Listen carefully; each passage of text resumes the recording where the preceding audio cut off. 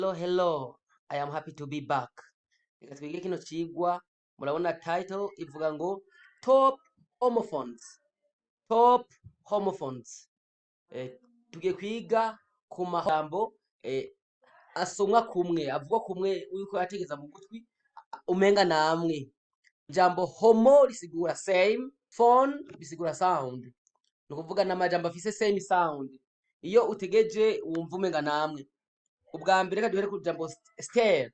Stare niryo musi ni stare nyene. Stare. Stare ri jambo rya mbere stare risigura to look at someone fixedly. To look at someone fixedly. To stare risigura kuraba umuntu umuhanze amaso, ukamuhanga amaso neza. Utabuja. Utabuja amaso uriko uramuraba bien. Nizo twita to stare. Ariko iri jambo stare rya kabiri risigura ni ingazi canke ama escalier n'ama escalier mu ijambo rimwe ama escalier stair stairs. It is a single step in a staircase. A single step in a staircase nukuvuga ni escalier mu ijambo rimwe. Hama musi murabona turafise ijambo hill na hill. Hill ya mbere bisigura agatsintsiri mu kirundi. Agatsintsiri canke igitsintsiri agatsintsiri ni mu Congereza bavuga ngo the rear part of a leg, ni iki gice giherereye inyuma cyo ku kirenge. Heel igitsintsiri canke agatsintsiri. Iyi heel yo musi to heal, to make better from a disease or a wound. To make better from a disease or a wound ni ugukira. Gukira iyo wari urwaye canke wakomeretse, iyo ukize niho dukoresha ijambo to heal. Urashobora kuvuga ati the medicine healed me, imiti yarankijije. Hanyuma aha musi murabona dufise ijambo alter, niryo musi kandi ni alter, nukuvuga ni alter.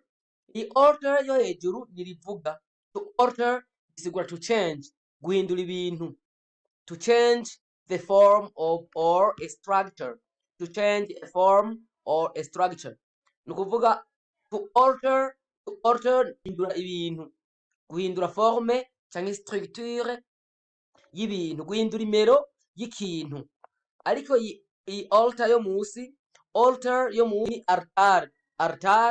ariko ni gifaransa ni altar nyene. Altar ni hari imbere nko mu rusengero hari abapasteri bicara, hari abapatiri bicara, hari imbere nyene, hari imbere naho twita kuri altar. Rero mu Congereza ni altar. Murumva ko rivugwa kumwe n'iri jambo ryo hejuru altar.